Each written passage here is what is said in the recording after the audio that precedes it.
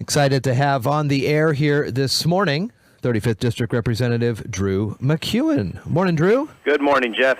How you doing, buddy? Oh, wonderful. How about yourself? I am well and excited to find out what's going to be happening here as the legislative session kicks off this week in Olympia. State of the state yesterday by the governor. I know you jumped on social media afterwards to kind of give your commentary on that for those who may not have seen it. Talk to me a little bit your thoughts and how are we looking this year? Yeah, I was very disappointed in the governor's State of State address.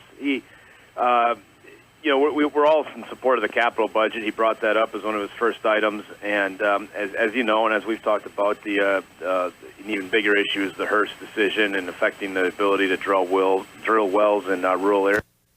And he made absolutely no mention of that whatsoever. Talked about the capital budget, talked about the importance of the rural economy in Washington, but totally missed the opportunity to pull the legislature together and ask for a Hearst fix. And I was very disappointed in that. It's clear that the intention here is to ram the capital budget without a Hearst fix, and then claim we're holding it up because we can't hold it up because you need 2/3 to pass the bond vote to pay for the capital budget. And as I've said before, there is no way that I am going to let go of our constitutional role and duty to protect the natural resources of this state.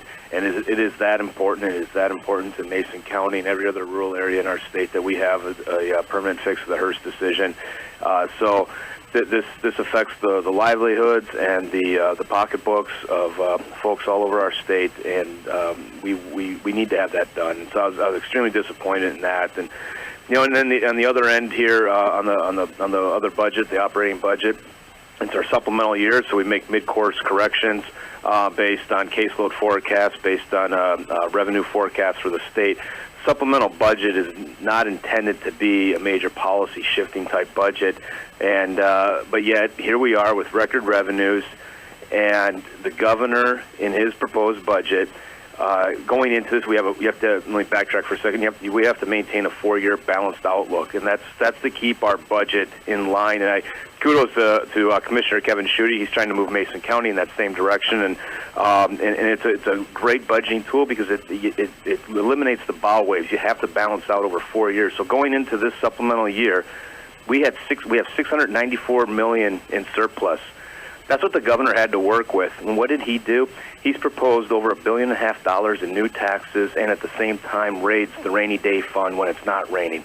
It's an irresponsible budget proposal, and I'm disappointed in the direction that he's decided to go here on day 2 of the session. Talk to me a little bit about if you are familiar, or I'm sure you do know, if you have new committees that you're working on, or you're going to continue to be co-chairs of the ones that we've had previous. What are you going to be sitting at this year? Yeah, we typically don't make committee changes in the short session. Okay. We stick with what we've got. So we do make some shifts based on sometimes you have members leave that move on to other things, and so that can sometimes cause a little bit of a shuffling. But by and large, we don't make any changes. And so I'm still the assistant ranking member on appropriations, and then also serve on capital budget and the healthcare committee. And so I will remain knee deep in our budget process.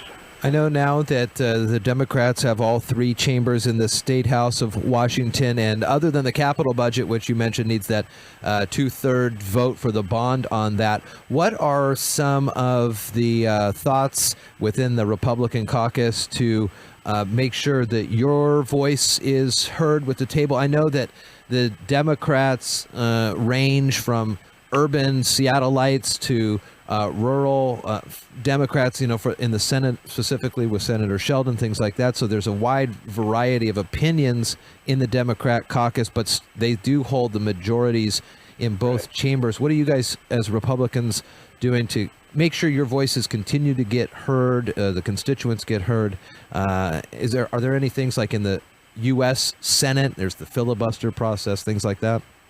Well, first of all, while the Senate has changed hands on the majority, at the end of the day, the vote dynamics down here have not changed a whole lot. The Democrats hold a 1-seat majority in both chambers when it comes to roll call there, and you have, just as you do on the Republican side, we have hard conservatives, we have moderates, and then a lot of people in between, and it's the same on the Democrat side. They have hardcore liberals, and they've got moderates as well.